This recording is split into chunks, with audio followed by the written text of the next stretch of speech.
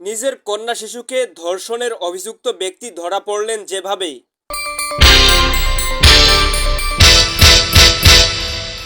মাগুরায় শিশু ধর্ষণ সহ নারী নির্যাতনের বিভিন্ন ঘটনার প্রতিবাদে সারা দেশ যখন উত্তাল, তার মধ্যেই চট্টগ্রামে ঘটল শিশু ধর্ষণের চাঞ্চল্যকর আরেক ঘটনা। এবার অভিযোগ বাবার বিরুদ্ধে মেয়ে শিশুটিকে ধর্ষণের। প্রতিদিন শিশুটির মা যখন কাজে বেরিয়ে যান, নাইট গার্ডের চাকরি শেষে তখন বাসায় ফেরেন বাবা। অভিযোগ পাওয়া গেছে সেই সুযোগ নিয়েই দীর্ঘদিন ধরে নিজের কন্যা শিশুকে যৌন নির্যাতন করে আসছিলেন এই ব্যক্তি। তবে শিশুটির মায়ের এক কৌশলে ধরা পড়েছে বিষয়টি।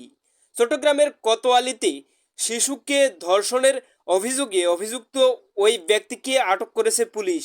রোববার ৯ মার্চ রাতে তাকে আটক করে থানায় হাজতে রাখা হয়েছে বলে নিশ্চিত করেছেন কোতোয়ালি থানার ওসি আব্দুল করিম। জানা যায়, কোতোয়ালি থানার বালুয়ার দিঘির পূর্বপাড় এলাকায় এ ঘটনা ঘটে। নিজের ১০ বছরের কন্যা শিশুকে ধর্ষণের অভিযোগে গ্রেপ্তার করা হয়েছে প্রদীপ কুমার বণিক নামের ব্যক্তিকে। রোববার রাতে জাতীয় জরুরি সেবা 999-এ এ খবর পেয়ে পুলিশ ঘটনাস্থলে যায় এবং এ তথ্য নিশ্চিত করে। প্রাথমিক তদন্তে জানা গেছে, ভুক্তভোগীর মা স্থানীয় একটি গার্মেন্টসে চাকরি করেন। ঘটনার দিন তিনি কর্মস্থলে যাওয়ায় বাসায় একা থাকা অবস্থায় প্রদীপ তার কন্যাকে ধর্ষণ করে। শিশুটি পুলিশকে জানিয়েছে এর আগেও তার বাবা একাধিকবার তাকে যৌন নির্যাতন করেছে।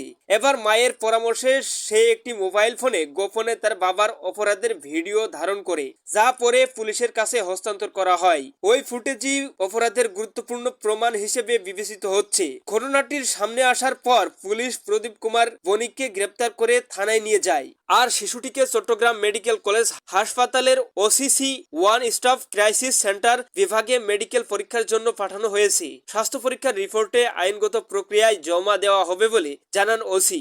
আটক প্রদীপ কুমার বণিক চকবাজার মতি টাওয়ার মার্কেটের সিকিউরিটি গার্ড হিসেবে কর্মরত ছিলেন। কোতোয়ালি থানার ওসি আব্দুল করিম বলেন, ভিকটিমের জবানবন্দি ও ভিডিও প্রমাণের ভিত্তিতে আসামির বিরুদ্ধে নারী ও শিশু নির্যাতন দমন আইনে মামলা দায়ের করা হয়েছে। তাকে আদালতে সোপর্দ করা হবে। নিউজ প্রতিদিন ডেস্ক রিপোর্ট। আল